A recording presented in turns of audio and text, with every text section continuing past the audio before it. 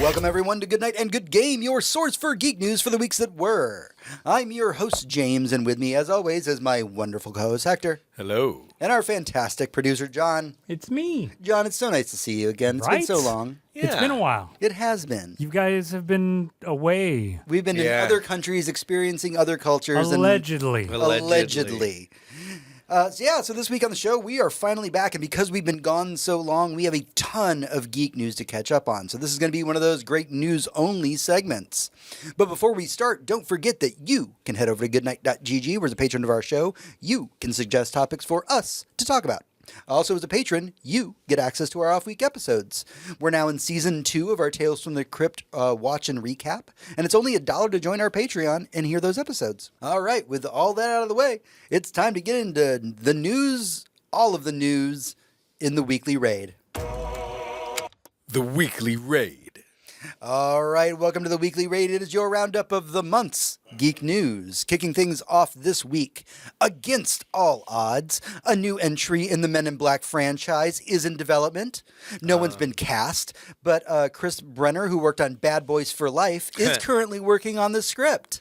Oh, thank God. So is this a Netflix movie then? No, we just know that it's a new Men in Black movie and nobody's purchased the rights yet and that the script is being worked on. We don't even know if Will Smith's going to have anything to do with it. I mean, sounds like a good time. Honestly, like the whole Men in Black scenario thing is very much popcorn fun. Regardless of who's in it, like you can do this movie with anyone. You really can. I mean, they it was just a have to comic be series fun to to start watch. with. So, yeah, I mean, exactly. Anybody could be in it. I mean, you know what? It's been long enough since the last Men in Black movie. It's fine. It's time. You don't even need to. You don't even need to reboot it. Like it's a concept that's kind of eternal at this point. Right? Yeah, and bringing it into the modern era, having like the world was in a surveillance state when the last time this movie came out. So now it would be a lot more interesting to see how they get around certain things. I think that the thing that is always interesting to me is that in the original Men in Black movies, one of the things they covered was like what quote unquote conspiracy theories were real. Oh yeah, and like that's a thing that hits a bit differently in this modern era. Mm-hmm. It's like I don't know if I want them to go that deep on it. Let's just stick to aliens, boys. Let's not get too weird about this. All right, let's keep the adaptation train rolling. Let's talk about Helldivers. Ooh. So Sony Pictures is actively working on a Helldivers film, and the script is being written by Gary Doberman, who worked on It, and their director is Justin Lin, who worked on the Fast and the Furious series. Now, it did recently come out that Justin Lin is not a gamer, and when the CEO of Arrowhead was asked if Lin was going to play the game before he films the movie, he simply replied, "I trust Justin. He did a great job on the Star Trek movie." Good. Yeah, I mean, good.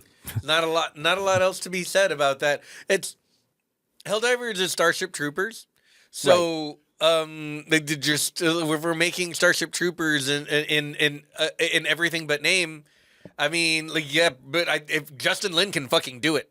Right. He can absolutely do it. He brought us Justin for Han in the Fast and Furious series. He brought us all of the best entries in that franchise. Look, I don't want to be that guy about it. Good director. Yeah, I don't want to be that guy about it. But like, if you were telling me that like the person who's making the newest Resident Evil movie had never played a Resident Evil game, I'd be a bit nervous.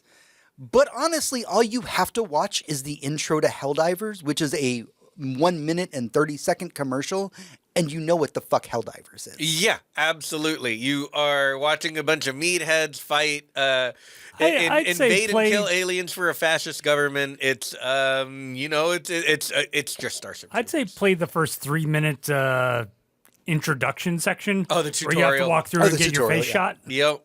Put the tutorial in the movie, please. Yeah, absolutely. I mean, it would be so easy to establish what's going on. I don't honestly know what they're going to make the plot out to be. What Star Trek movie did Justin Lin work on? I have no idea. Yeah. I feel like I've seen all of the Star Trek movies. Yeah. So no, I don't know what he worked on. Yeah. I was like, is there one that I missed? I didn't see all of the Abrams ones, but those are considered the Abrams ones. So shit. He did Star Trek Beyond, which I don't know if this breaks with the main audience out there, but That's the best one. Wait, which one was Beyond? It was the third of the new trilogy of the new movies. Who was in it and why? The ones that started with Abrams? They started with Abrams. Wait, is this the one? It was right after Star Trek Into Darkness. Yeah, the one that felt like a Fast and Furious movie. The one where it's basically like it ends with a Beastie Boys track. The Beastie Boys track wins Star Trek. Yeah, if you explain it to somebody, it sounds like the dumbest thing ever. But when you're watching it, you're like, fuck yes, Beastie Boys. So what he did was he took Star Trek, the thinking man sci-fi, and made it Fast and the Furious. And while a lot of Star Trek fans were mad about that, me, a diehard Star Trek fan, was like, that was fun. Yeah, and he also There was made also it motorcycle stunts in the movie. And he also made it, about the characters and the dynamics of the characters, and not a retread Wrath of Khan that somehow pays service to the movie while insulting anybody who remembers the movie. I did not 100%. Like that. Yeah, the original Wrath of Beyond Khan is so it's good. the best as far as I'm concerned. And I know very little about Star Trek. I've only seen the movies, but I did see the fucking remake, and I was like, Wrath of Khan was so much better, though, guys. Yes. Yeah, Wrath of Khan was better. I will defer to Hector's opinion about this one. If you are excited for him doing a Helldivers movie, hell yeah, I will accept that. I'm excited. It should be fine. I mean, I gun to my head, I could not pick a director to direct this project because I would never have greenlit this project. But if Sony's out there greenlighting games with no plots for movies, Justin Lin is a great person to throw this in. The only person I would have selected is a person who did fucking Starship Troopers. Right? Yep, exactly. Yeah, the RoboCop director. Yeah, and the thing is, like, Verhoeven already made one of these. It's called Starship Troopers. And then they based Helldivers on his movie. But if he did it again with the title Helldivers, people might go and watch it. I mean, I don't know. I don't know. All right, let's talk about other movies that I'm excited for. I did front load the excitement of this episode, so everybody get really happy about this because it's going to be depressed. It's gonna get weird. Wait till we get to the actual. Yeah, wait till we get to news. video games. This is America after all. Another film that was announced while we were out of the country was The Mummy 4. Fuck yes. The excitement I have seen for this movie online has been insane. Even Brendan Fraser himself has been on the hype train saying that this is the movie that he's wanted to make for 20 years. And a bunch of sources near the project are saying that the film is not a reboot, but it will disregard the events of the third movie. Good, because that's the one that no one wants to exist. And no one saw it. So. That's the one we pretend doesn't exist because it doesn't have Raquel Wise. It has them going to China and fighting Jet Li. Like, just I don't know if I ever saw the third one. Yeah. It doesn't exist. It's not real. It is the Mandela effect of movies. Just forget that I thought The Rock was in the third one. I thought The Rock was in the third one. No, The Rock's at that the was end the of the second Scorpion one, King. and the second one is fucking poetry. I love the second Mummy movie. All right, other things that we're excited about. Everyone's favorite side character of this year's Superman film, Jimmy Olsen, is getting his own spin-off series. Yay. God, the dissent in the room. Jeez. We know that the team behind the wildly successful mockumentary American Vandal are working on the project. Okay. And the concept is just going to be around life at the Daily Planet. It's not just, why did Jimmy Olsen get this much ass? I would like an answer to that question. We're about to find out. But we're also hearing that Gorilla Grodd is going to be the villain of the first season. But Jimmy Olsen can't fight Gorilla Grodd. I don't understand what's happening. If this show isn't about Superman, Superman's not allowed to show up to fight Gorilla Grodd. So what are we doing?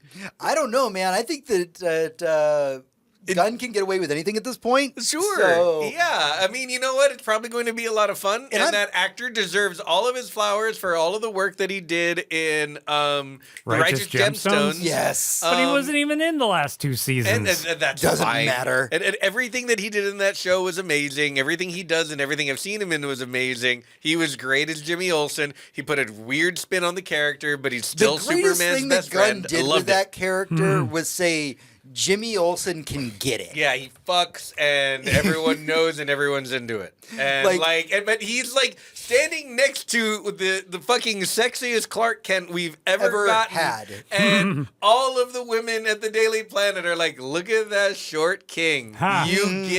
You come right here and sit in my lap, young man. I'm taking you home. I still prefer Chloe Sullivan, but sadly she's in prison or something. So I will say this. If I had never seen Gorilla Grodd, if you were unfamiliar with this character, it's a giant monkey, but he can talk.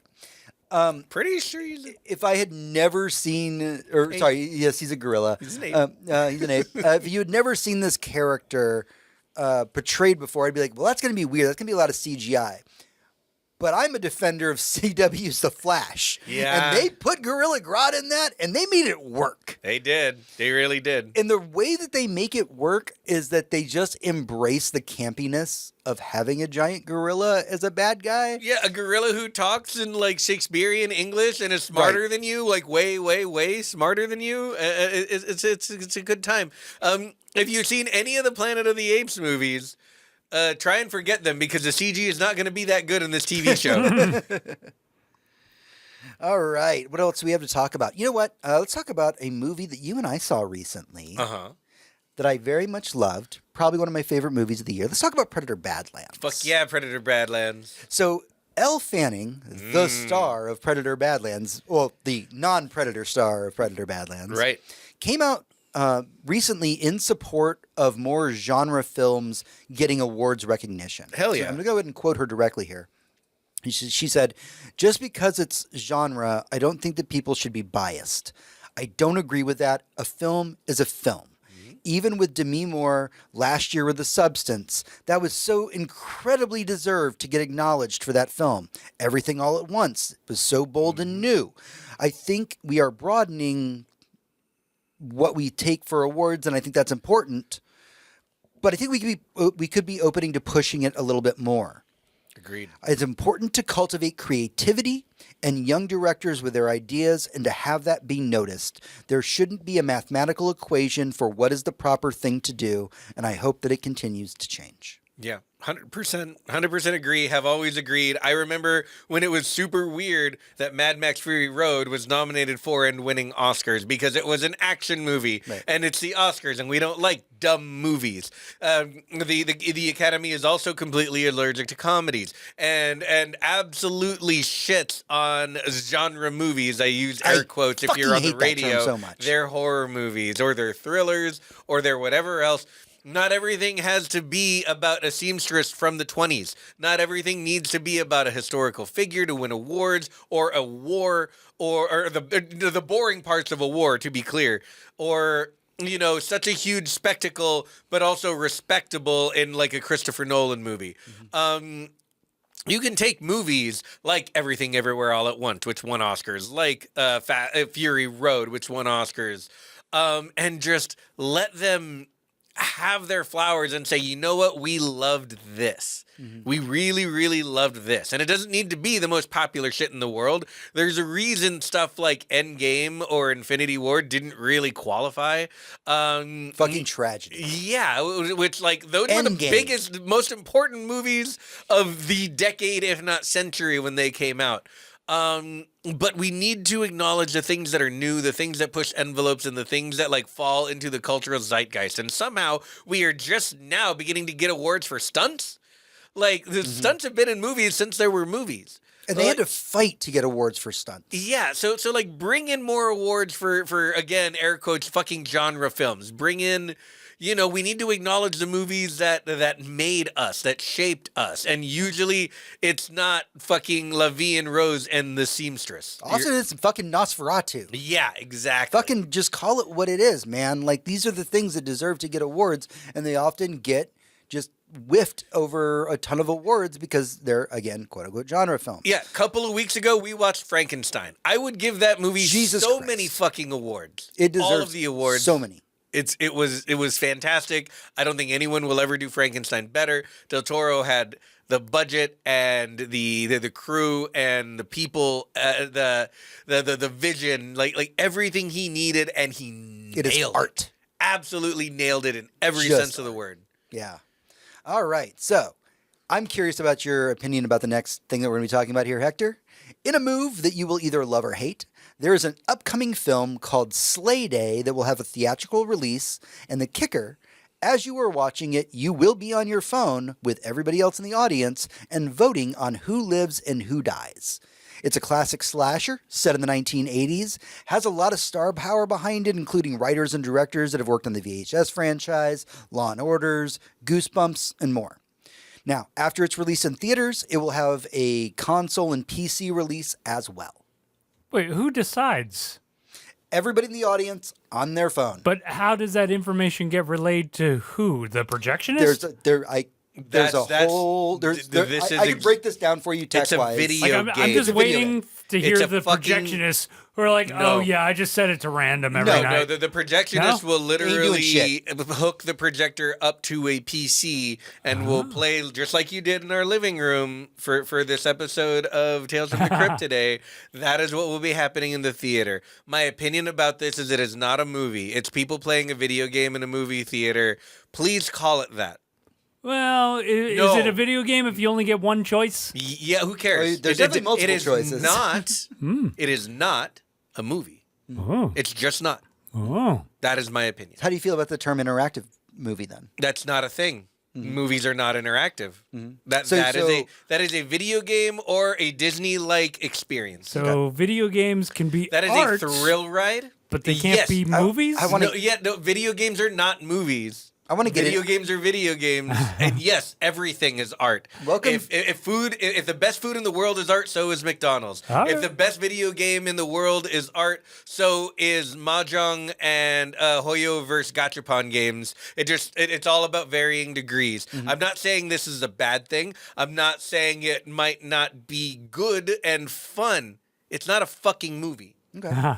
Also, So- didn't they try this in the late 90s? And I have a didn't more it recent fail? reference for that. So now that we're in go ahead. therapy with Hector, how did you feel about the Netflix episode Bandersnatch? Oh yeah, the Loved it. the interactive episode of Black Mirror. Black Mirror. It's not a TV show. It's a video game. Okay. It's straight up a choose your own adventure book/game.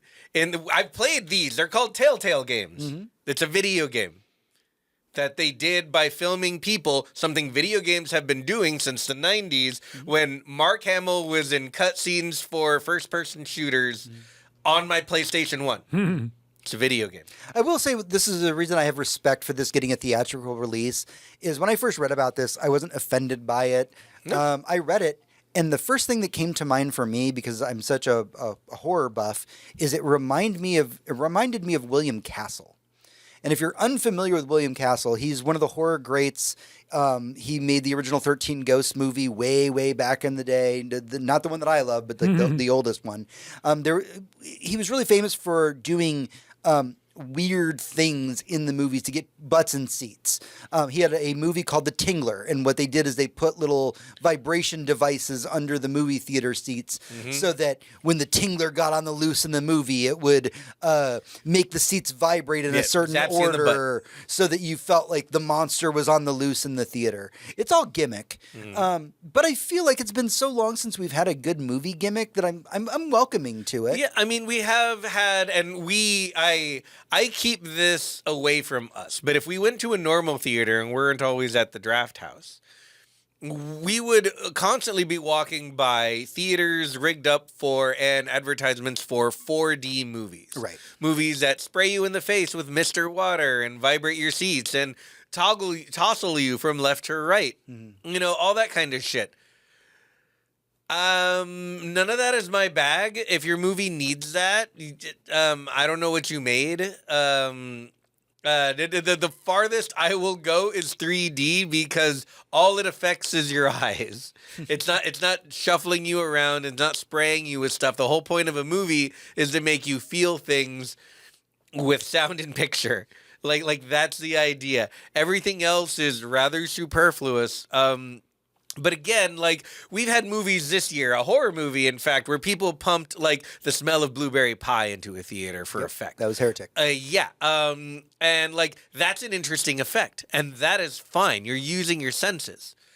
All of that can still be a movie. There was a bit in Megalopolis in certain theaters where the main character would start monologuing directly to the audience, and in certain theaters where they had this set up, a member of the audience, I'm using air quotes, this was all predetermined, would come up and ask the main character very scripted questions that he would respond to, and that was part of the show. Right. That's very still shadow cast like. That's still a movie. Maybe being tousled around, if it was part of the movie, could still be a movie. You're getting shot in the face with spray or whatever you're going to see, you're going to watch. Immersion and interaction is the point that every movie is trying to go for. They're trying to make you experience the thing that they're showing you. This movie is you on your phone trying to make decisions that alter the outcome of what's on the screen. That's not a movie. It's just not. To me, it's not. Feel free to argue with me in all the comments, but you're wrong. Give us all the comments. Tell us your opinion about this, because it's a very interesting. The fact that it happens in a theater, I can go into a movie theater right now and play Super Smash Brothers with my friends. That doesn't mean we're in there watching a movie. Right. All right.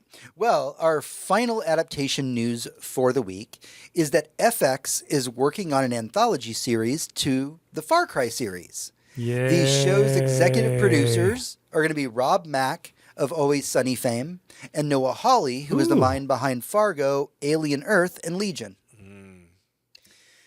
I have a lot of feelings and opinions about this. So many.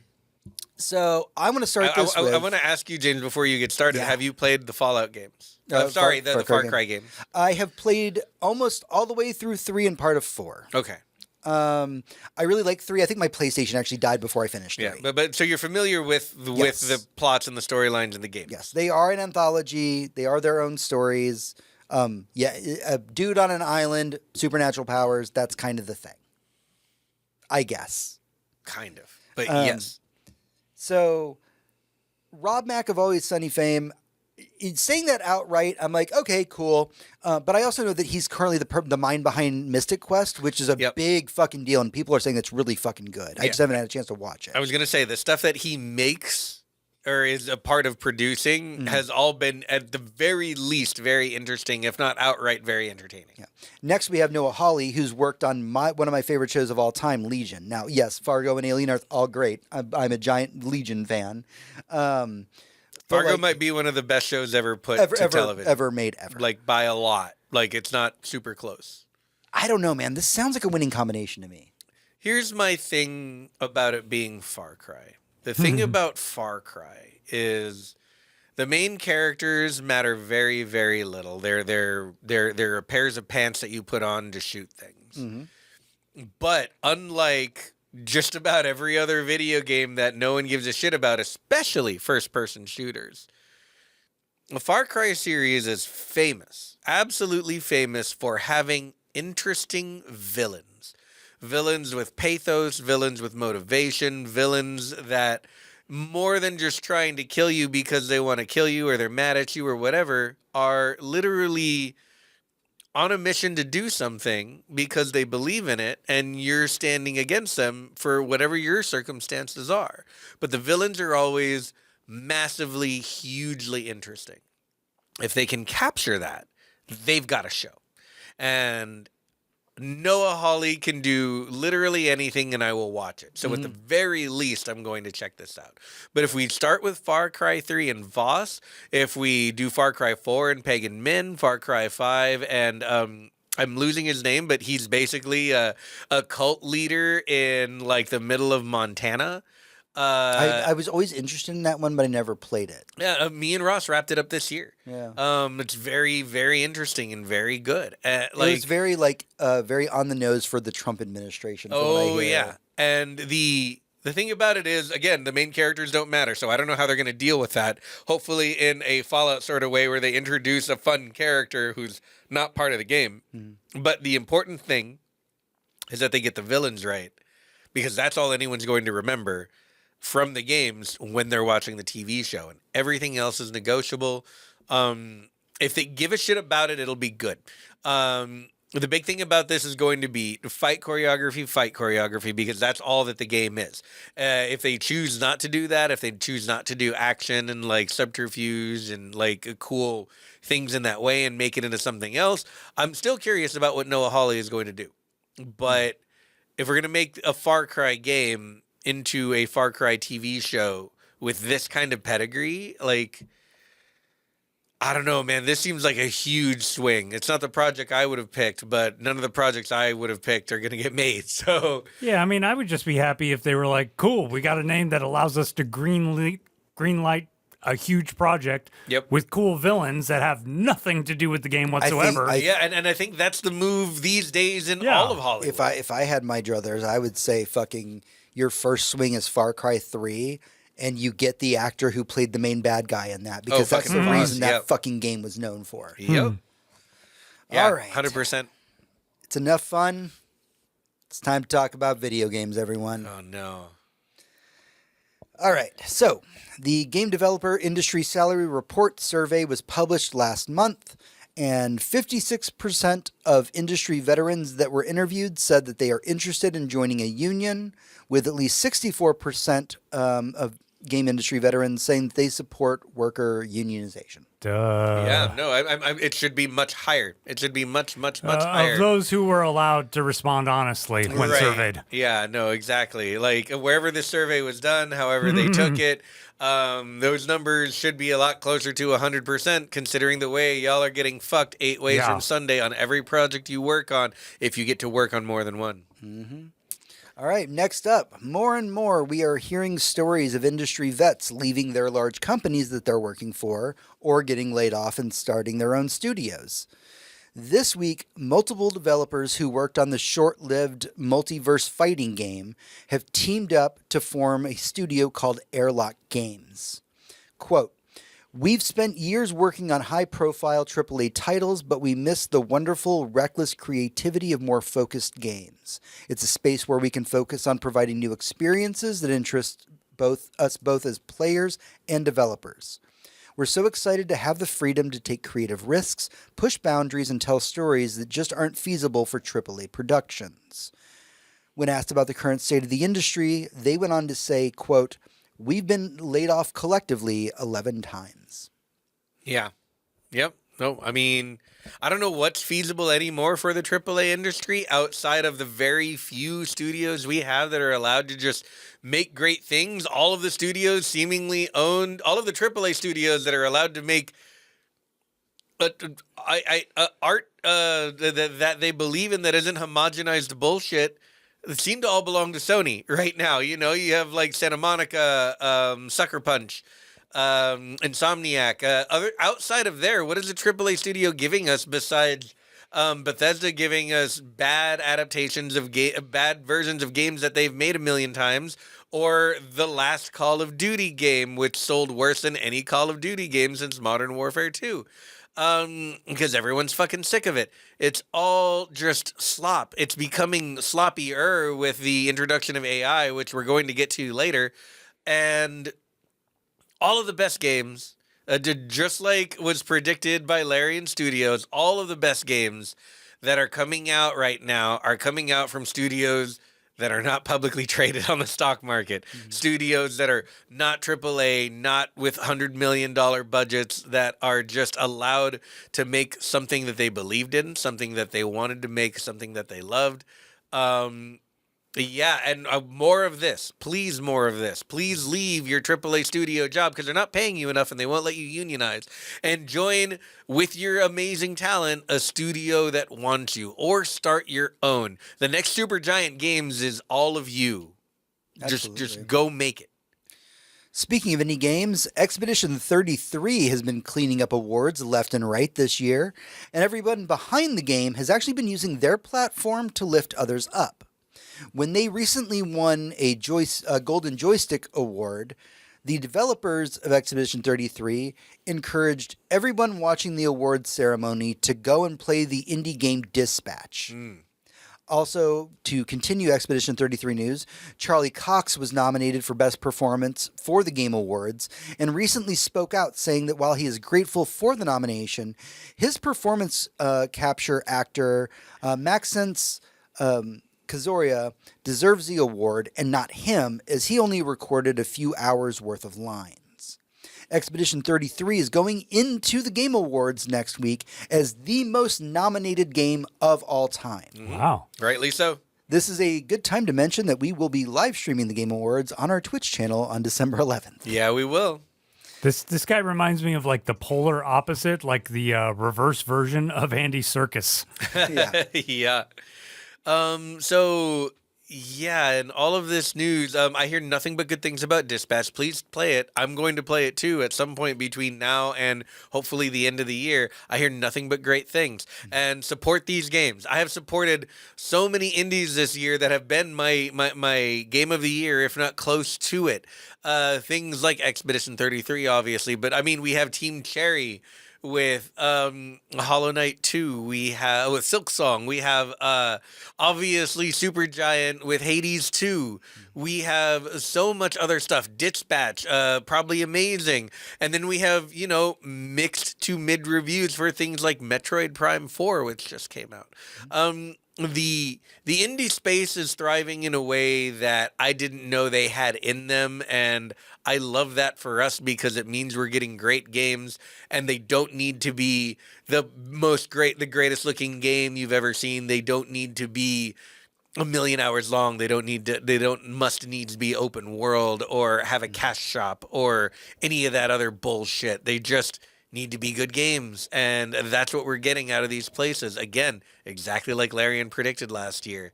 And man, has it been a year for that. It really has. Okay, so let's talk about a recent gaming controversy that happened while we were gone. An indie horror title from Santa Ragione was released recently. However, you can only buy it on Good Old Games.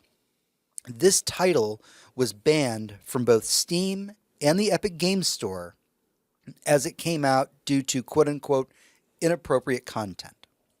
Now, this studio had huge success with their last game that was called Saturnalia. The scene in question that caused the ban is one where a man and his daughter visit a horse ranch, which is comprised of people who wear horse masks. So I'm going to go ahead and quote The Verge, who did a very extensive article about why the ban happened. Quote, "The daughter wants to ride one of the horses, which the player facilitates. What follows was an interactive dialogue sequence where the player is leading, by a lead as if they were a horse, a naked adult woman with a young girl on her shoulders." Santa Ragione is very clear about the kind of content that the game Horses contains. The lengthy content warning on the game's website lists physical violence, psychological abuse, gory imagery, mutilation, blood, depictions of slavery, physical and psychological torture, domestic abuse, sexual assault, suicide, and misogyny. Now, as of the 26th of November, this studio is facing closure because they were unable to get their game on all platforms and were not able to sell enough copies to keep the studio afloat. There's a lot to talk about here. I want to take a minute before we just jump to the next news item and really discuss this. But Hector, why don't you go ahead and start? So, what are we talking about here? We're talking about the type of scene in a horror game that you might see in, I mean, it sounds pretty Kubrickian to me. It sounds like something you might have seen in Eyes Wide Shut, or anything else like that. The child in question is not naked. We're not, meant to feel anything about that except this incredibly disturbing image of the child being exposed to whatever sexual miscreantness is happening in this place simply by being around it. They're not assaulted. They're not anything else like that. But it is disturbing. It's a disturbing subject. It's a disturbing thing to see. I've seen worse in other video games. And I've certainly seen worse in movies that are not banned from anywhere. There is an impulse to infantilize the users, the people who partake of video games, and to say things a lot like the comic code we mentioned earlier. Actually, this was in our Patreon episode. We were talking about the comics code and how it kind of fucked comic books over for a long time because we could no longer have things like Tales from the Crypt, or it needed to have a rating slapped on it. And I'm all for ratings, don't get me wrong. We shouldn't be selling this horror game to children or anything like a child. But if the horror genre can exist and it can disturb us, and it does ride the line between what is acceptable and what is not, because that is kind of the fucking point. Having this pulled this way, having people say, "Oh, I'm just not going to associate with this because I heard child something something," it's reactionary, and I applaud GOG for saying, "No, this is art, and art deserves to exist because it does." Not every movie should be irreversible, but the fact that there's one, it means that there's one. And you can, with all the warnings in the world, don't go watch that movie.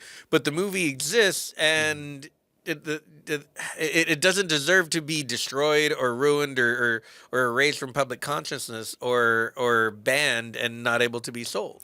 See, and for me, I think it's less about the actual content and more about the lack of communication that a company who holds all the power over other people's livelihoods, because the main issue was that they got pulled and they didn't know why. Yeah. And they didn't get the answer for a long time. And it's like, okay, let's say it was something that was universally, objectionable that, oh, of course, no one would allow that. It's like, well, fucking tell us. Yeah, Point absolutely. to it so we can do something to save our company. Right. Yeah, no, for it to be... for them to be silent about it and just pull it from stores without it informing the company of why, and like really written down with lawyers and legalese saying this is why you cannot, but to just pull their content and not say anything because they reserve the right to do that. Steam owns PC gaming. And I'll never call Steam the good guy. They're the best guy we have in this fight, but they're not the good guy, and they do shit like this sometimes, and it ruins people's lives. But it was also the indie. It was also the Epic Game Store.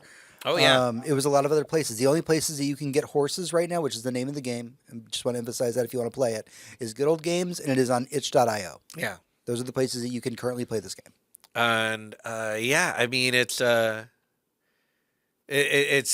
kind of a shame, and far be it. You know what pisses me off the most about this is we have to defend the fucking naked horse people game on the internet to people who can't just like pull their head out of their ass and stop being so fucking prudish about this shit and just let horror be horror for fuck's sake. Right.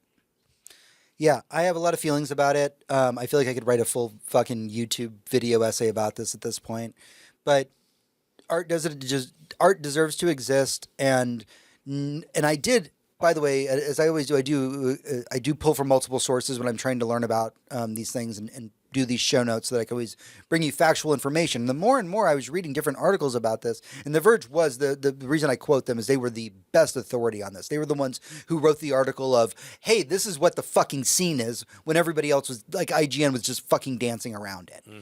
And I'm sitting there when I'm reading this, and I'm just like, okay, like, I could see that being disturbing to people, but that's what horror does. It's supposed to be disturbing. At no point during this is a child harmed, or is anything bad happen to this child? The child is just in a bad situation. Right. And it's only into the child, and in the universe of the game, the child doesn't know any better. This is a horse that a child is riding. Right. Only to us in our universe is this really fucked up. And I'm not trying to like justify the art, but like I'm kind of trying to justify the art here. And again, let's not forget. I still contend that even if it was the worst thing we could imagine, that's not the point here. To me, it's about communication, and that's the whole problem with ratings in general, is how vague they are. Yeah. It's like, okay, if you don't want a woman to enjoy sex as much as a man, put it down on paper so that we know that when we're making our fucking movie. No, 100% agree. And not for nothing, but like the adults only rating does exist. Oh yeah, absolutely, and should be used much more than it is for a lot of things. A 17 plus rating is fine. The fucking age demographic for gamers these days is over 35. So like, just let games be for adults only. We already have that a lot. Just let it be. Yep. Just let it be. And just one final point, one really final point. This shit exists in real life, and no one has a problem with it. There are actual colonies of nudists in the world that allow people to invite children to them. That people can bring their families, which include children, and the children do not have to be naked. And if anyone is weird about it, they go away. But whatever happens, it's a nudist colony. And the idea that people can't be naked around children is fucking silly. And I know there's like horse masks and kinks and all other kinds of things, but like, it's like if we're this afraid of nudity, like, what are we doing? Mm-hmm. None of this makes any sense to me. Because again, it did emphasize there was nothing sexual happening in that scene. Exactly. So yeah. And John has the right of it. It's about the censorship of it all and the arbitrary censorship of it all. But literally, what the fuck, guys? Mm-hmm. Like, come on. But if you're curious about this topic, do a little bit of research and understand what's going on. I would encourage you to pick up the game on GOG or buy it on itch.io. Like, just understand what the art is trying to represent. Again, it says, even at the very beginning, a lengthy content warning on the website explaining this is all the horrors of this game. They never try and shock you with it in a jump way. It's just, these are the subjects that we want to tackle for this horror game. Here they are. Mm-hmm. All right. Let's go ahead and move on from that. Let's talk a little bit about Square Enix. Not even happy to talk about this one, but Square Enix had a huge round of layoffs, another huge round of layoffs, with over 100 employees losing their jobs. Let's get to the HR excuse. This has become a favorite thing of mine in a bad way. Oh, yeah. Whatever their blurb to the media Here's their media blurb about why they laid off over 100 employees. I'm going to try and find my inner Square Enix voice here. We are reorganizing our operations in North America and Europe to strengthen the development structure and to drive a globally integrated marketing strategy.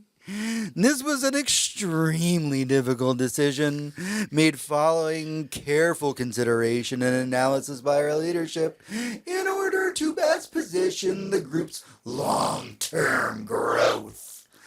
We extend our heartfelt gratitude to the talented team members who will be departing the company for their significant contributions to Square Enix. During this period of transition, we remain committed to treating each individual with the utmost respect and providing extensive support throughout this process. End quote. This comes on the heels, by the way, of Square Enix stating that they are planning 70% of their QA and debugging to be done by AI by the end of 2027. So the thing about debugging is that you have made a little bit of a conundrum in your code. One thing might contradict another. It's a logic puzzle. Usually, when you're writing code, a lot of the errors you're going to find are going to be like, I missed a comma, or I didn't close my parentheses, or my expression makes no sense. Things like that. Most of those things have to be fixed before the code can go into the game at all because it doesn't work. That's not debugging. What debugging is you have a scenario because either you had two people working on the same thing or one person working, I don't know, a 90-hour week and forgot what they were doing at some point due to exhaustion and has programmed in a state in which a light is both always on and always off. And you have to look into your logic, look into your code, and figure out where that is, why it's happening, and fix it. I don't think AI can do that. I don't think AI can recognize any of that. I've never seen it be able to recognize that. But that's debugging. That's one thing. Maybe they could teach it to find contradictions like that. The big one for me is QA. If you've ever seen any AI art, any early AI videos, it can't QA itself.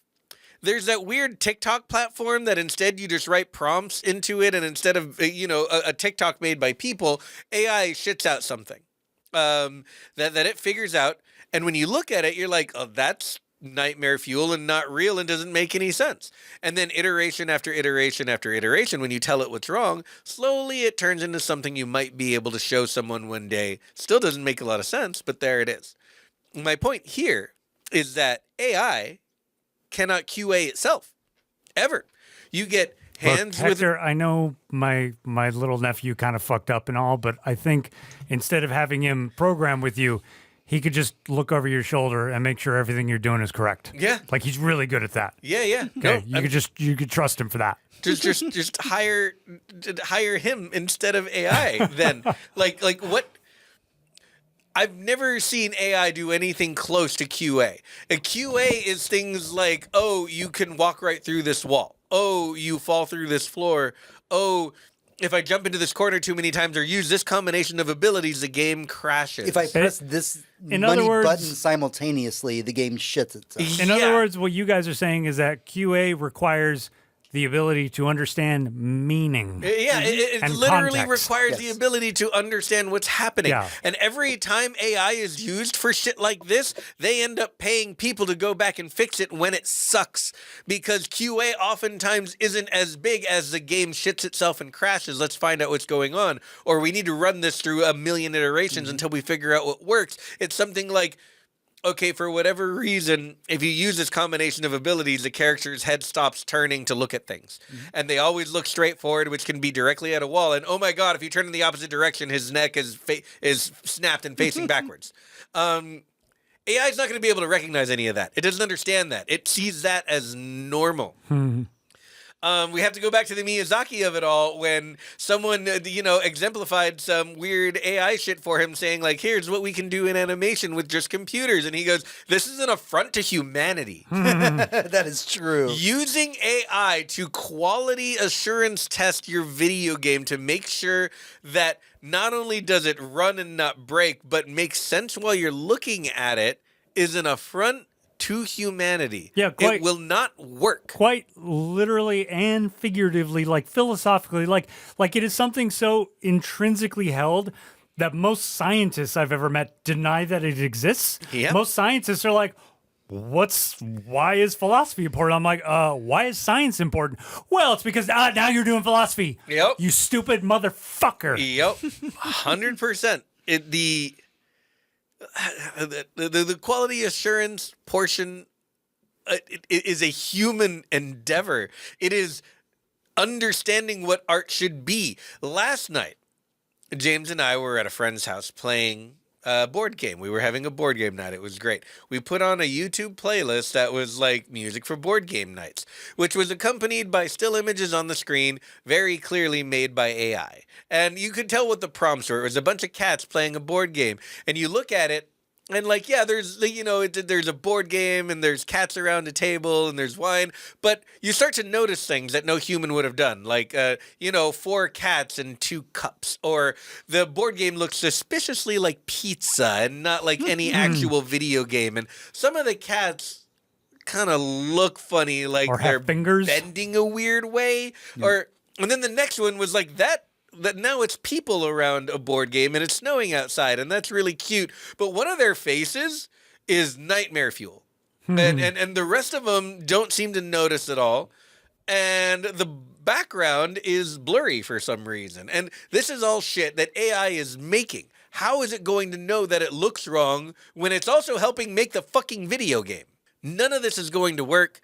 It is all buzzwords to make people invest more in your company because you're embracing the new technology that is also a giant stupid bubble that isn't going to make any sense and no one wants. There are so many things that we could use AI for that it would be good at. So many things. Reading MRI scans, things like that. But instead, we use it to replace humans who talk to us on the phone about our health insurance. Well, we turned file verification technology into fucking money. Yeah, it just like instead of using it for anything smart, it becomes a voice on the phone that says, "Tell me what your issue is," and then you tell it, and it says, "I didn't quite understand that. Try again." And it just annoys us. And every fucking app, you get like the Chick-fil-A app now powered by AI to give you the best experience of how to pick out your fucking chicken, your and homophobia. Chicken dinner. Don't forget, it's powered by homophobia. Let me tell you how I feel about AI. Because we just had a big holiday with Thanksgiving and all that. I'm going to tell you how I feel about AI. Everybody has that, like, one racist uncle who is like, I don't understand why I have to press 1 for English. That's how I feel about AI. Yeah. I'm like, Why does it exist? It's only making things worse. No. Get it the fuck out of my country. Yeah, straight up anecdote from my real actual life. I have a nuanced problem right now with my freezer. I live in an apartment, which means it's not my problem. I need to call the office and say, like, hey, my freezer isn't broken, but it's not really coming down to the actual freezing thing's temperature. It's pretty close, but it's not quite there. There's an issue. But when I called the office, an AI answered. And when I said there was a problem with my freezer, it raised every red flag, even though I said not an emergency, and said this is an emergency, and sent one immediately there who said this isn't an emergency. Mm-hmm. In which I said, I know, that's what I told your AI. And he said, well, we can, wait a couple of days and then we'll look at it. I said, that's what I said to the recording, but it was AI. That is how AI all works. That is what it's been doing. There's a lot of things you can do with it. Arc Raiders is a great example of how they used AI in an interesting way to solve a programming problem for the robots in their video games. That's cool shit. But using it to replace human voices or try and debug code, that's never going to work because you need a person for that. Instead of using AI to help people, we're trying to use it to replace people. And it's just not that. It's not a person. Mm-hmm. And it can't do people work. Everyone, please fucking realize that before the bubble bursts and we have the worst economic crash literally ever. Oh, we are days away from it, I swear. All right, going from one bad topic to another. So, I'm going to knock out several Roblox headlines. We need a new Roblox title card. Yeah, Roblox title card. I need to do an entire Roblox boss room at some point, but we are just not there yet. All right, so Roblox, if you're unfamiliar with it, just a really quick thing. It is a independent gaming platform where you can make your own game inside of it. It is mostly utilized by children. You can find a lot of kids. It is a thing that is utilized by children, and it has come under fire for a lot of fucking bad reasons, and we're going to have to get into a bunch of them right now, so I'm just going to read you a bunch of headlines back to back. Strap in and strap on. Here we go. All right. Roblox, to catch everyone up, has been under fire for their platform, leaving minors vulnerable to pedophiles as there are no protections for who can directly message anybody within their chat service. Oof. Because of that, that's a Roblox joke, by the way. Yes, it is.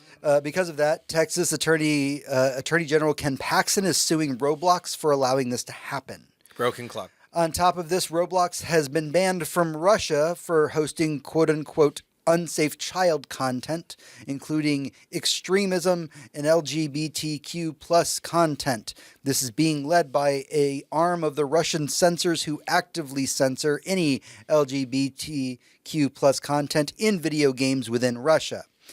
Because of all of this, Roblox is going to enforce age checks to try and limit communications between minors and adults.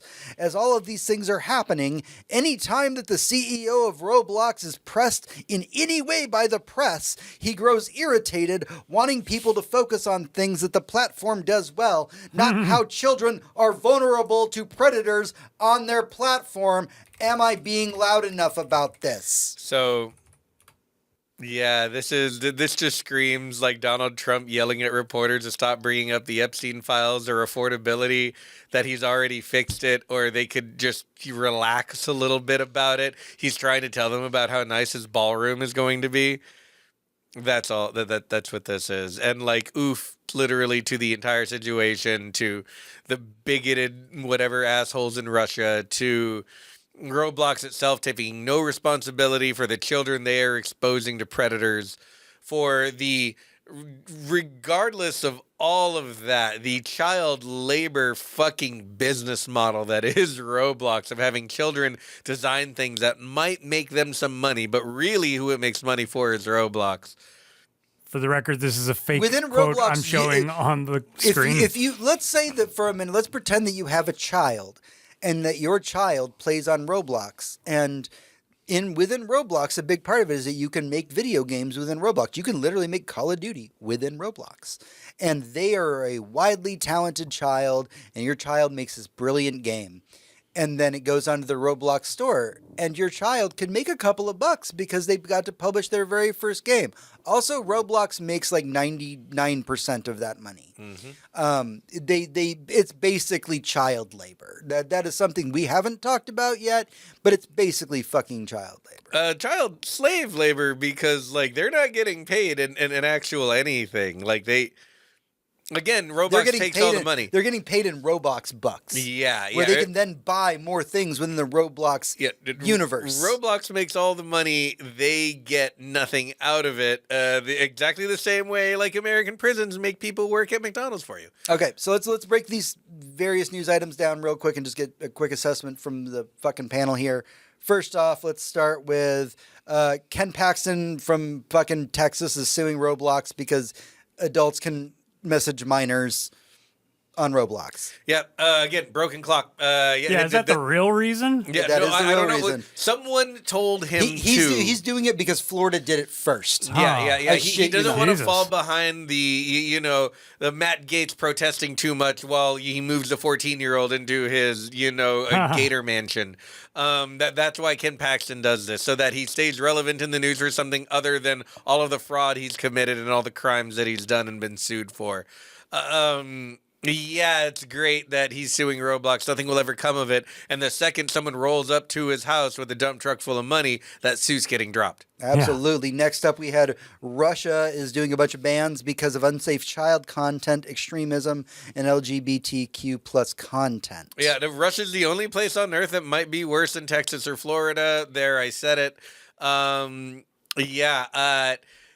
They can be mad at Roblox all day. There are human rights violations happening all the time. I guarantee you right now they care less about the children than they do the gays. Oh, absolutely. Oh, yeah, they're gonna embrace the adults with credit cards who are after children way before they have any other issues. Yeah, you can't make those children gay. They might not join the army to fight our illegal invasion. Yeah, and these adults who are after the children, they have money. I would like to say right now that Goodnight and Good Game is a proud supporter of the gays, and we love you all. We love the gays. Yeah.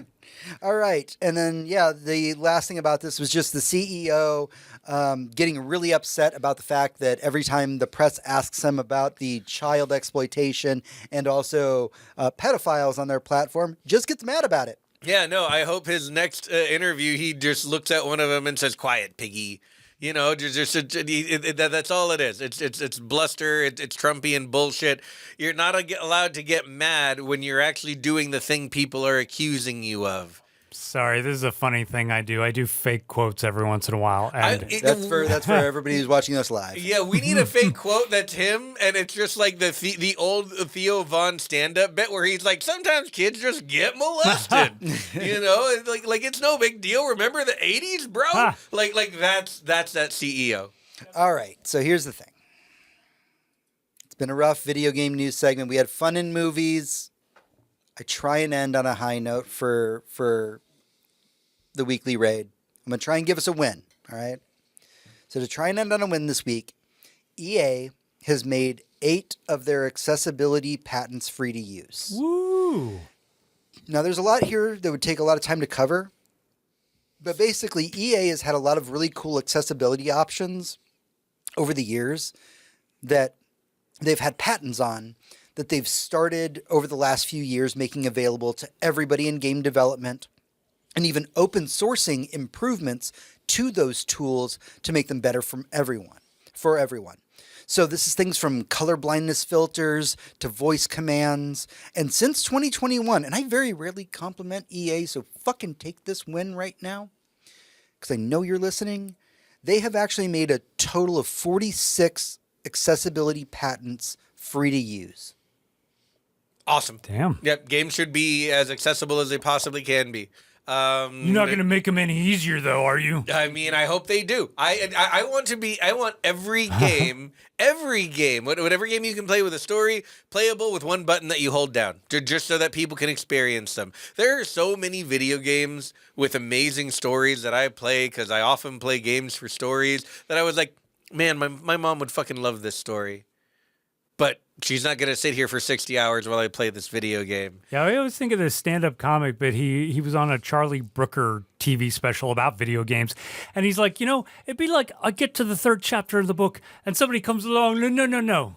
You answer me these questions about the previous chapter. Oh, you didn't really understand that, did you? You got to go back to the beginning. Read it again. Yep. Yeah, no, straight up, you're not wrong. And video games and stories used to be, as John Carmack suggested, like porn. Like they were there superfluously. Yep. But they're not like that anymore. Most all the games that I played this year had very incredible stories with depth and layers and meaning. Let's talk about all the fucking people up for Game of the Year this year. Yeah, stuff that made me cry, stuff that made me think. Everything from Clair Obscura to 1,000 Times Resist to the Silk songs about religion, y'all. It is. It's weird. Yeah, like seriously. There's just good stuff in there, and I think more people should be able to experience it. And the more accessibility we have, the better we are. And more games are coming with modes that are like, this is the story mode. There's hardly any combat, and any combat you run into, you can solve with one button and then walking away. And that, I think, is wonderful. All of the hard modes are still there for all the people who want to suffer through it. I'm one of them. I like to be good at intricate combat systems, and it's not easy, and it requires dedication, skill, and practice. Not everyone's there for that. That's great. You should be able to do it both ways. Mm-hmm. Accessibility is really important. I want to talk about something weird real quick, because I had mentioned earlier in this year that I'd kind of like given up on mobile gaming. I don't play those kind of gotcha style games anymore on my phone. Mm-hmm. But one of the things that I got into this year was actually I dived into, if you have Netflix, if you don't know, Netflix has a gaming app. Mm-hmm. If you loaded Netflix onto your phone. And last night, actually, I started playing this game. You recommended it to me, Hector, about where you play a shopkeeper for dungeons. And your job is Moonlighter. Yes, Moonlighter. And you go into the dungeons and you kill monsters so that you can get loot, but instead of selling it in town, your day job is to sell the loot to the adventurers that are actually doing all of the work. Yeah, you own a shop, and you put stuff up for sale, and it has a price, and then you have to manage the shop and put up displays to display things nicely. Eventually, you have to worry about shoplifters. Like that's a whole fleshed out thing. And at night, you're in the dungeon collecting loot. Yeah. And the sequel just came out. Yeah, it just came out, and I was playing it on my phone. And one of the things to talk about accessibility options is like when you start the game, it gives you like 3 levels, and they're not even levels of difficulty. It's just, do you not want to have to do combat? Mm-hmm. Would you like to do some combat, or would you like to manually control all of the combat? Mm-hmm. And like, that's so fun. So cool. And like the fact that this was a game that's a pretty big, it was like a AA game that came out. Mm-hmm. And like the fact that Netflix pulled it onto their platform and said, yeah, if you got a phone, you can fucking load this game up and just play it on your fucking phone. Like that was me at fucking 1 a.m. when I couldn't sleep today. And I was like, oh God, Hector was so right. This game's so much fun. I want to go play it on a PC though instead of my phone. I have a dream that me and my wife can play this game together where I do the combat during the day and then I hand the controller over her to manage the shop. I'm going to tell you right now, that is a great way to play games. That is a wonderful way to do that. I have never really, that's not a thing that I've done with like partners that I've been with, but I've had really good friends of mine back, way back when I was a much younger me. This game Vagrant Story came out. Oh, and Vagrant Story. One of my favorite RPGs of all time. And it has 2 things to it. It has the deep dungeon elements and then the religious trauma. That's probably why I like it. I should probably see a therapist. And the other part of it is this weapon assembly that's an entire game on its own. And my really good buddy at the time, he didn't give a fuck about the game itself, but he was really fascinated by the weapon like assembly part. And so we would play the game together, and for like 6 hours I would grind in these dungeons, and then I would get tired and I would like hand him the controller and I'd be like, wake me when you're done. And then like 4 hours later he'd be like, my masterpieces are complete, take them down into the dungeon and run with them. And it was one of the coolest fucking things ever. It was a blast. It's a great way to play games with your partner if you've never tried it out before. But it's really, to get back on point here, it's really great that EA has opened up a lot of their accessibility options for everybody to use. Now, not to be too much of a dick about it, we need to start releasing the patents on things like the Nemesis system. Oh God, yeah. Like, please stop patenting video game mechanics. Please stop patenting video game mechanics. Like, it's not fair. It's like patenting rules. Like you can't do that. Yeah. Just so hats off. knock it off. We're gonna give you your flowers for this. Yeah. But also, guys. Yeah, like it's wonderful that you created the Nemesis system, but you know what you're allowed to patent? The fucking Lord of the Rings license that you own. And Batman and whoever else, that is all stuff that you are allowed to own, that you are allowed to franchise out, that you are allowed to keep and hide in a dungeon forever and never release. Bloodborne, you can do whatever you want with whatever you want as, IP wise. But you can't patent jumping in a video game any more than Paris Hilton, and I know this is a very, very old reference, can patent the word hot. You cannot really old patent fucking, creating a system where enemies remember you and remember your previous interactions. We have had that forever. You just slapped a name on it and fleshed it out.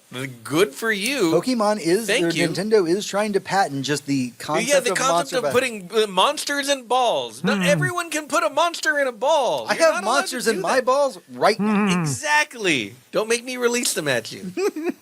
All right, that's everything that we have for the news this week. But stick with us as we wrap things up in the epilogue. Epilogue. All right, everyone, welcome to the epilogue. It's been a while. I know that we've been off air for a bit, but here we are. It's time to dive into what we've been up to over the last month, what we've been playing, what we've been watching, what's been occupying our free time. Hector and I kind of have the same story to tell. So, John, why don't we start with you? What have you been up to while we've been gone? Well, I've been up to a few things. I wrapped up Ted Lasso. Very cool. Hell I enjoyed it. It was a beautiful, lovely wrap-up. So thank you for that. What was your favorite episode, and why was it Coach Beard at night? Oh, man, that was the best one. Like, as soon as, my wife is usually distracted, doing her Slack notifications or whatever. But that one, I was like, no. We gotta really watch this one. You need to tell your wife to log off of work. She feels that sentiment so badly.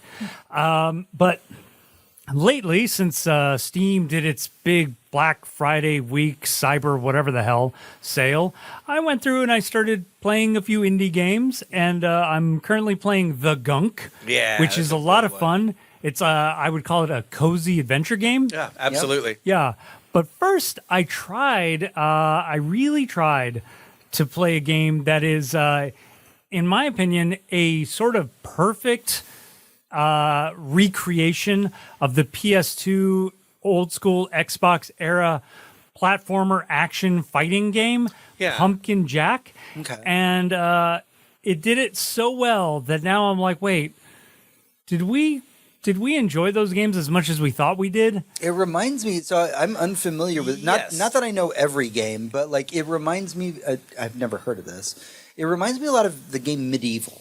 It's fairly, very similar to Medieval. It came out, I want to say, in 2022, 21. So it's recent, it's modern. Yeah, but it plays exactly like an old school PS2 Xbox game in the sense that, like, when I first died, I was like, okay, just put me back. Wait, I'm back at a fucking checkpoint? Are you kidding me? Yeah, so I'm having flashbacks to Jack and Dexter and Ratchet and Clank. Yes. That type of stuff. And yeah, I love those games, especially Jack and Dexter. Like, those games really hold up because those games had the luxury of changing genre every 5 seconds. Yeah. But yeah, you have your platforming, you have your run and gun, you have your adventure, you have beat 'em up. Your little things here and there. I think my favorite, modern's the wrong word for this game, example is something like Darkness.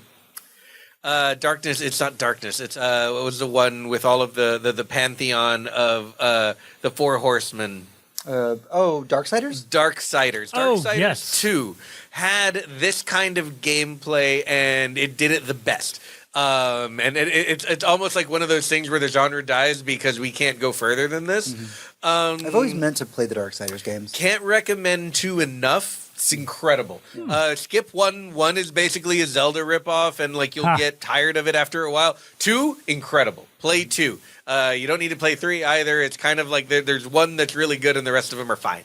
But this style of game, I like today. Exactly as much as I like stuff like The Gunk, which is very much kind of a throwback. Yeah, like The Gunk was like a perfect a perfect love letter to that style of game, except with modern life improvements. Yeah, not only that, but it also doesn't outstay its welcome. Yeah. It's only about 20 hours long, which is a good length for that kind of game. They don't need to be 100 hours. Right. Yeah, good stuff. What else, John? I would say that's mostly it. Finished up Ted Lasso, started playing. One game that I suspect will become one of my new favorites, even though I have barely started it. It's Far. Yes, there's a sequel. They're both amazing. Yeah, and the sequel's on my wish list already, even though I'm only like a couple hours in. I have no idea what's really going on in this game. Nope, doesn't and matter. There's no dialogue, there's no text. You just got to kind of figure out from context clues what's hey baby, Willow what's just came into happening. the room, by the way, for those of you not watching at home. She brought a little toy into the room and was like, "Hi, everybody. I see you're busy right now," and then just jumped on to the desk to interrupt John. Yep. But this game looks very promising. So you'd say it's good. Keep going. Absolutely. If you like this kind of game, I have so many recommendations for you because this kind of game, this is the kind of game that I find cozy because it's like a tiny bit of puzzle solving, but mostly you're just like pressing forward, moving through the world in a way that is interesting. I will say, I don't know if you ever played Limbo. I don't think I've ever. Yes. Limbo was not my favorite, but they made another game later called Inside was amazing. See, this is the type of game you're getting, and there are so many in this genre that I love so much. That one. If that's one of your favorites, I've got more. Yeah, for I you. think I have become almost a dedicated fan of what are they called? 2.5 platformers? Yeah. Like they look like they're 3D, but you only are moving along one plane of existence. Yeah, absolutely. Yeah, I'm in love with those, especially American Arcadia. Play that if you haven't. It's fantastic. All right, well, then it's time to jump over to what Hector and I have been up to. And this was definitely by request of a few people who listen to our show. They wanted to hear about what we've been up to for the last month. Oh, God. Because we've been off the air for a bit. Yeah. What have you been up to, Hector?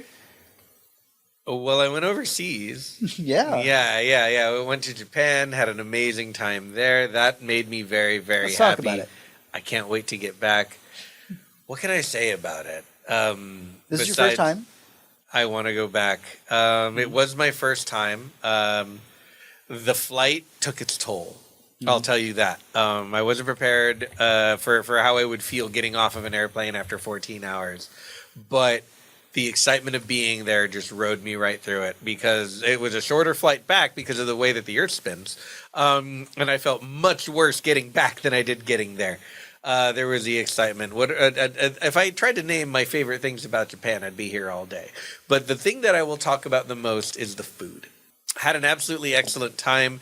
Everywhere we went, we saw some of the most amazing and beautiful things everywhere, from shrines to mountains to arcades to fucking traveling infrastructure in an entire country with subways and trains. A country that makes money off of its public transit. I was there for 2 weeks, and I went from one end, from the middle of the country to the southern end, and all around one of the largest, most dense metroplexes on the planet, and never once did I get in a car. Never, not once. And I traveled hundreds of miles in that city. Never once did I get in a car. That's not what I'm here to talk about. I'm here to talk about the food.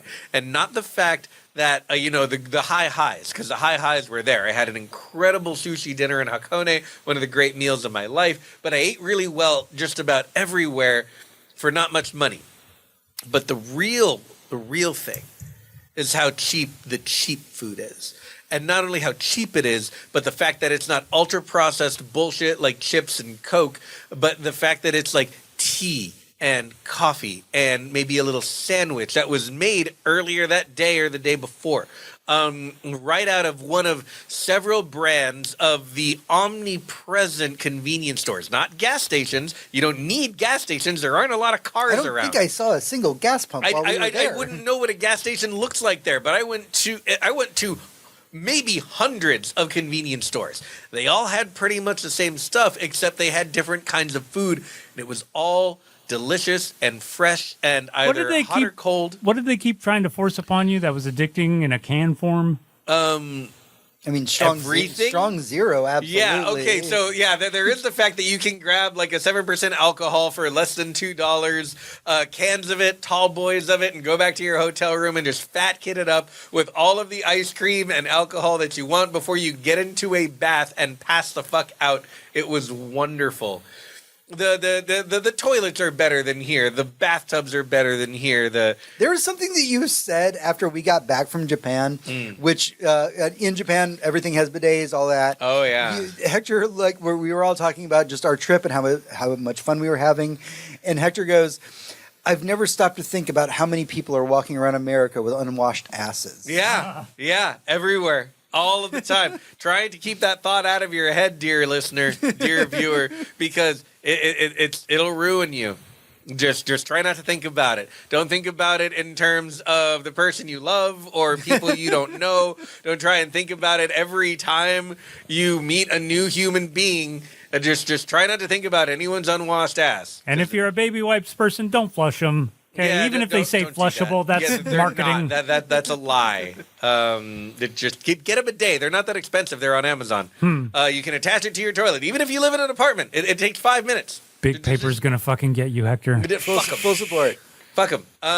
Okay. Japan highlights. Japan highlights. There's the Toei Museum. I stood in front of a life-sized half of an Eva. I was in an Evangelion. It was incredible. I got in the LCL plug. I stood in its hand and had my picture taken, and I bought a bunch of merch. Not as much as James bought, but I bought a bunch of merch.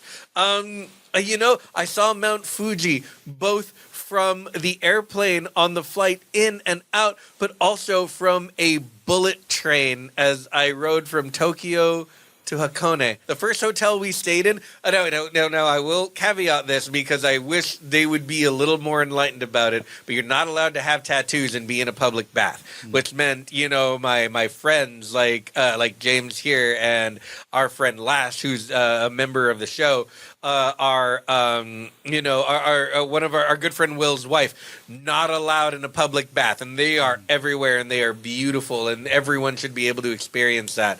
When we went to Hakone, we specifically shopped for a mountain onsen that caters to Westerners and allows tattoos, and God, what an experience. Just to be able to hang out in a hot tub with all of your friends, be clean, and just chill right before going out into 50 to 40 degree weather with the sunshine and the river going by. And oh my God. So wait, James, you were an untouchable?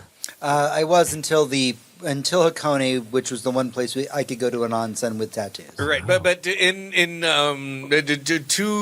to their favor, every hotel room had a very nice bathtub in it. Yes, every hotel room had a beautiful bath with incredibly hot water that you could just soak in to your heart's content.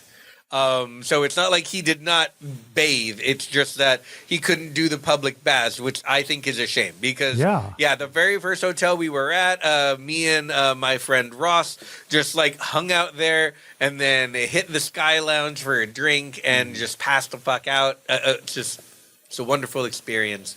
What other highlights were there? Obviously, the arcades in Akihabara. Amazing time.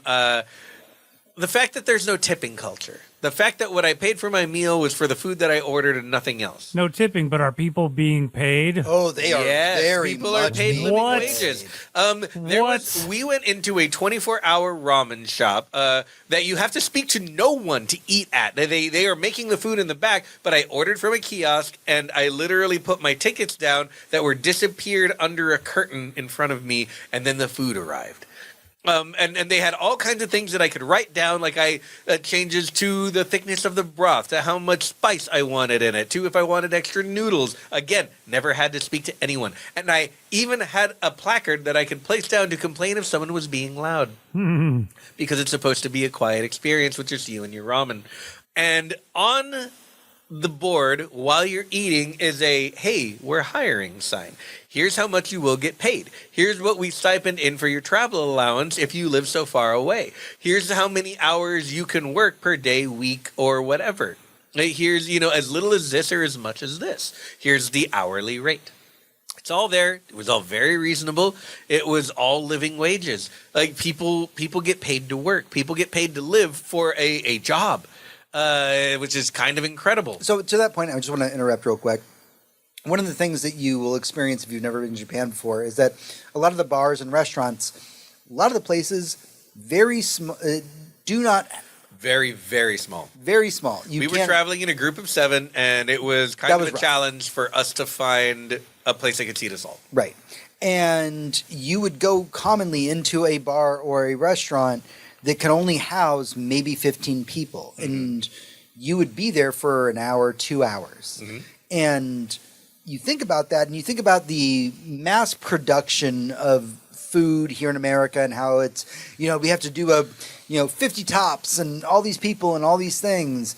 But there, because of the way that, I don't know how everything is structured financially, we went to a lot of bars that only housed maybe 20 people max in the bar. Oh, yeah, 20 would be stretching it. And the entire bar lived off of that every night. Yeah, absolutely. We went to cocktail bars and just regular ass beer bars and like the fancy stuff, the not fancy stuff. We went to a metal bar that was awesome. We ended up at a bar called Adios Motherfucker that, saw some Westerners come in and decided they wanted to be our friends and, asked James what his favorite music was and put it up on YouTube for us. And like we stayed there for several hours and then we left and then they asked us to come back. Yeah, I do want to do a fucking special shout out. Should they ever hear this too? Oh, yeah. God's Metal Bar. Oh, God. Fuck yeah. In Shinjuku, and Adios Motherfucker. And Adios Motherfucker is my home base in Tokyo at this point. They took us in. They looked at us real weird when they first came in. They're like, why are there a bunch of foreigners in our... how did you find We this? had to go out of our way to find this bar. Yeah, and also we were looking for a different bar when we walked in. And we sat down, and they're like, hey, have a drink. And after we had like a drink or two, they were just like, hey, what's up with you guys? Let's learn about you. And the cool thing about the entire trip is that everybody like is cool with Google Translate on their phones. Oh, yeah. So we were sitting in Adios Motherfucker just having conversations. At one point, I had mentioned to them, like Hector was saying, I was like, oh, yeah, I grew up listening to J-Rock. Like X Japan was one of my favorite bands. And not only did they put it on while we were there, but we came back a couple nights later, and just as we sat down, they remembered that I listened to X Japan and tossed it back on just so I would feel at home at their bar. Yep. And that's why Adios Motherfucker's my home bar in Japan. Hell yeah. Absolutely. There were so many highlights, so many great things that we did. Just time of our lives. James got some new ink. It looks incredible. If you're listening to this, we'll get some pictures of that and have John put them up. As far as things that have been making me happy recently, it's the thought of going back. Don't get me wrong. There's a lot of other places in the world I want to visit, and I can't wait to visit. They're all other. They're all places other than here. Yeah, they're all places other trip than next, here. baby. I want to shout out for the country of Japan the competence and the pride that people take in their jobs. Because if anything has been more evident to me about the difference between our cultures is getting back to the United States and realizing that people don't give a fuck here about the job that they do or how rude they are or how, the positions that they have. There's so... I don't want to go negative here. I want to go positive for Japan. So just like the dedication of these people to their craft. We had me and my buddy Ross and his partner Aaron, both best friends of mine. We had a bit of a conundrum on our flight back. And the people who, check your bags and, look at your stuff, we were in 2 separate lines. And when we informed them about our next flight, they said, you might not make it. Do you want to book a new flight? And we're like, well, I don't know. I'm traveling with them. And then both of them, the two stewardesses or the 2 employees behind the counter looked at each other, got together, powwowed, and then talked to us all as a group to try and make sure that we were comfortable with our flight plans, that we checked the proper bags or didn't check them in case we needed to run to our flight and didn't have time to change our luggage. Just worked the entire thing out and did not let us leave their presence until we knew what our plans were and what to do next. And when I got to the United States, I was instantly greeted by someone who gave me the wrong instructions on how to get through security, and I had to go back around again. And every TSA agent I talked to was completely unhelpful and had no idea what they were talking about. That was a culture shock that I experienced moving from one place to the next. And that's not to shit on America, which I do all the time and for good reason. That's just to shout out how good everyone was while I was there. I did not have a single customer service experience in Japan that I would not give 5 stars to. And I know that we're really into our 5 stars here in the United States. In Japan, this would probably be a 3.5 at best, but man, were they great. Everywhere I went, the people were great. We had, people tell stories about, foreigners not being welcome in certain places, and we did see that from time to time, and that is a thing. But I wasn't offended by it. They just kind of didn't want to deal with people who didn't speak the language. And I gave a little bow, and I walked out. We will say that we also saw the opposite, where we saw places like Kyoto, where you would see signs outside of the bar that says, "It would be impolite of us to not welcome foreigners. Please come in." Yes, absolutely. So just like any country, there are some people that are a little bit harsh to foreigners and some people that are not. Yeah, absolutely. And it's nothing against anyone. It's not like we don't have racists here. That being said, they were really polite about it. We're not polite about it here. The most polite racists. Here, we can't wait to call someone the N-word. Over there, they wouldn't have been rude to me. They wouldn't have gotten up and told me to leave. They would have just probably given me, a little bit less service and neglected me a little bit so that I took the hint and left. That's just how they do it. And I find that pretty polite because I can take a hint and I get it. And I again, we had such high highs when it came to service that the lows didn't even register because the place is so dense with culture and shops and food and everything else that we could literally go across the street, which we did, to a makeshift Irish pub in the middle of Japan and have many of them. Have a bunch of sausages and beer. And that was great. Yep. And the waiter spoke good English and like we all had a good time. Ordering from kiosks, why aren't we doing that? They're light years ahead of us. Yep. Ordering in general from there was a dream.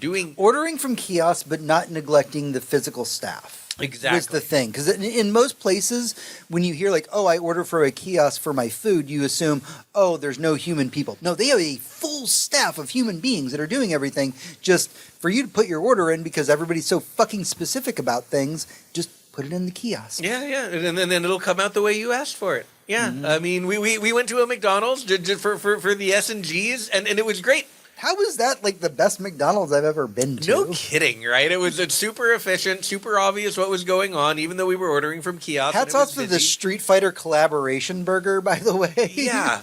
Again, I have to shout out the food. When you can get a Coke from a vending machine for less than $1, but you can also get hot tea if you want it. You can also get hot coffee or cold coffee if you want it. The fresh pressed orange juice. There was a fucking vending machine with just oranges in it that you could watch get pressed into a cup of orange juice. Just oranges squeezed into a cup. It was the best give you the cup. I've ever It had. was less than $4, and you have a fucking cup of just the freshest orange juice you may ever drink out of a vending machine. Yep. And I got to tell you, while you're tired and waiting for your train to take you to your hotel, it's a godsend. It's amazing. Let's see. A couple things that I just want to highlight real quick. We went to the... I dragged them, in air quotes, to the Evangelion statue in Kyoto. That was a highlight for me. A big part of this trip, for me personally, was when I was a little kid... And I was a super weeb when I was a kid. I grew out of anime as an adult. But as a kid, I had made a promise to myself that I would always go to Japan someday. And originally I was supposed to go to be an English teacher, but I ended up in tech and long, complicated bullshit I don't want to talk about right now. But going to Japan was really about making good on a deal to my younger self that, hey, we were going to go someday. And I felt bad because it took me this long to go and take care of that child part of myself. But on the other side of it, it's been a rough few years in America, and I got to feel like a kid again. And I can't remember the last time that I felt that way. We went and saw an Evangelion life-size thing, and I nearly teared up with my friends.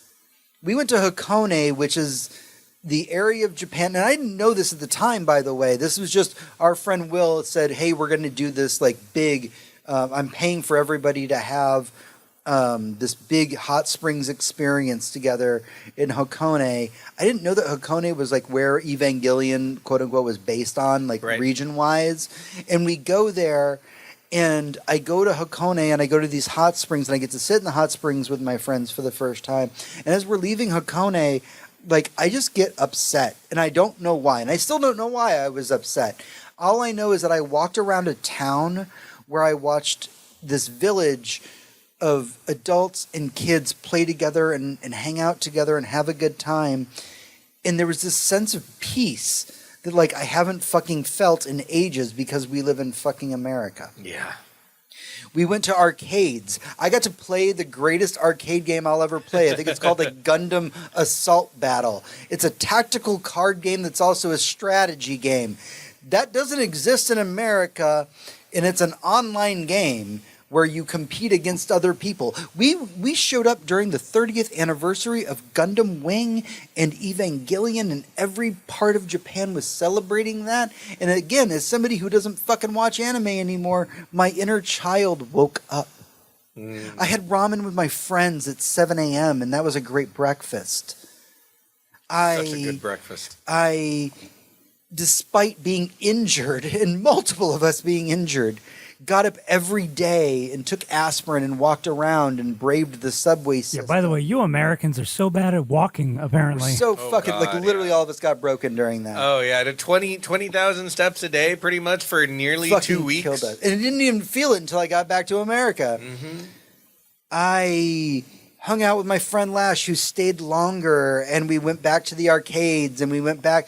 We helped other foreigners at one point who were stuck on their travels, and we had just been there long enough to be able to help them out. Yeah, just to explain how the train system works, which was remarkable, how organized and how well all of that works. And not to bring it up again, but again to God's metal bar, one of the greatest metal bar I've ever been to, that only holds like maybe 20 people max. Yeah, at the most. And Adios Motherfucker, just the dirtiest of fucking dive bars. Yeah, just a bunch of friends who hang out there and are surprised when they have customers. Shinjuku.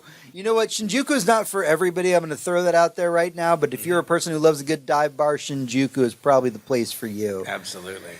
I think that everybody should go at least once. Anthony Bourdain is on record saying that it's a place that will change your perception. It's like taking LSD for the first time. Going to Tokyo is a thing that will move you. Going to Japan is a thing that will move you and make you see the world differently. And I will wrap this whole thing up by saying that, like, right now, and I know that it's fucking rough because job market, money market, all that stuff, everybody could use a little bit of perspective. And maybe getting out of the country for maybe 5 minutes, whether that be Japan, maybe that's going to Europe, maybe that's anywhere else that's not North and South America, might be the thing that could help you out a little bit, because I think that the reason that I cried so much was just I forgot what it was like to just enjoy the world for a minute and not be constrained by the fucking horrors that we deal with day to day. And I know that sounds extreme, but it's different when you're outside of the country for 5 minutes. For 2 weeks, I didn't have to look at the politics of my country that I hate. I hate the politics of my country. I love my country, but I hate the politics of it. And I had to I turned it off. My phone, my everything. And now I understand when you hear a celebrity say, oh, well, I took 2 weeks off to go to the Carpathian Mountains and fucking have peyote and do whatever. And I just felt refreshed. I always looked at that shit and I'm like, well, it's because you're fucking rich and got to do dumb shit. But it wasn't. It was just you got to fucking disconnect for a second. And I think that's the takeaway, is that if you get the chance to disconnect for a minute, fucking take it. Yeah. Whatever it is, whatever your thing is, that helps you disconnect. To echo what James is saying, the first time I did that onsen, I've always wanted to do one, and it was the very first hotel. And the tradition, the culture is that you clean yourself off with a tiny little, with a bucket and a little shower head, a kind of a shower wand and a sink, and you soap up and you lather and you rinse and you wash off, and then you walk over and you soak in a hot tub. And I'm not a bath person. I know James is. I don't take baths that often. I don't think I'd taken a bath before I got to Japan. I shower all the time. Shower every day. I don't think I'd taken a bath since I was in my teens. I bathed every day that I was there after that first day getting in the onsen, because I don't think I'd felt that clean or that relaxed ever. And it's all just in the way that they do it and the way that they present it and the ritual of it. Yeah, and the fact that it's supposed to be a ritual. And going to Japan, to echo the sentiments of James and Bourdain, it felt like that bath for my soul, for my brain. And I know that's also extreme, but I was cleansed in a way that I hadn't felt in a long time. And getting back really did feel like diving right back into the mud and being like, this is where I live. Being there felt like such a breath of fresh air, like such a like that feeling of clean, dry skin after bathing. It was just like you can breathe again, like you feel like everything's gonna be okay. And man, yeah, if you can experience that in any way, now is the time to just figure out how to do it and do it. And I do want to say, just as kind of a final word of this whole thing, we don't have a whole lot of Patreons. But we have a couple, and most of the money that goes into our show from Twitch subscriptions and all that goes right back into the show, goes back into the AV. We never make profit off of what we do because we don't have that many listeners. This was the first time that we took just a little bit of money from our Patreon. And it was very little. It was like $100 a person, like 100 for me, 100 for Hector. And it was like, hey, go have a good time. And it was the first time that we've been doing this show for 12 plus years that we just took a little bit to have a moment for ourselves. And we couldn't have done that without you. I'm not saying that we need to be making more. We'd like to be making more. Yeah, obviously. If you guys out there could use a couple reliable techies or an amazing filmmaker / editor, hit us up. Oh, yeah, please do. But yeah, even that $100 went to a couple of great meals. It went to bath time. It went to drinks. Yeah. Maybe a 7%er, Sapporo for the hotel room. That next to an ice cream. 9% zero strong. That strong 9% strong zero, man. Like, can we get that in the States, please? It is such a meme, and my God, it is wonderful. I will say that to wrap this whole thing up, it was a really funny story because Hector and I shared rooms over the course of the trip. There was one time that Hector bathed before me, and then I was going to hit the bath after he did. He came out, and I was like watching Japanese TV, and I'm like in a full yukata and everything. And I've got this like juice box, like literally cardboard box of sake on my chest, not holding it by my hands, straw in my mouth, watching. He walks out and looks at me, and he goes, I don't think I've ever seen you so comfortable. Just no handing that sake. Yep, just enjoying life. And yeah, that's pretty much what we did while we were there. And it's so hard to disconnect here. Yeah.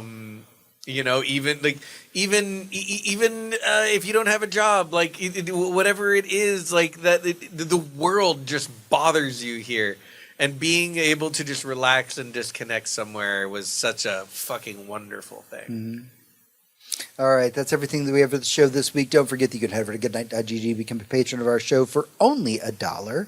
You can head over to facebook.com/GNGGcast, where you can chat with us, as well as at GNGGcast on Twitter and goodnight.gg on Blue Sky to talk to me directly. And remember that you can tune in to watch the Game Awards with us on December 11th on our Twitch channel. Please do. But until next time, for Hector, this is James. For James, this is Hector. And for you, this is me. Everyone, good night. And good game.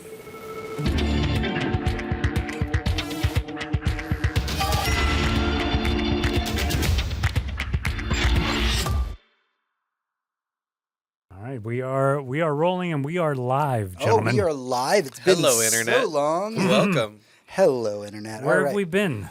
Oh boy! Well, we've been in fucking Japan. We were in Japan, and then we were suffering from jet lag for a while, and then being back in America syndrome. Oh yeah, and then just the absolute culture shock, not of going to Japan and experiencing their culture. That was phenomenal. It was coming back here and being like, why don't we have nice things? You had your fucking chance, and you came back. Yeah, no, we really should have just. I should still be just working at that hotel for room and board. Should have just stayed with Lash. Yeah. Like, Lash had it right when he was like, I'm going to stay behind. Yep.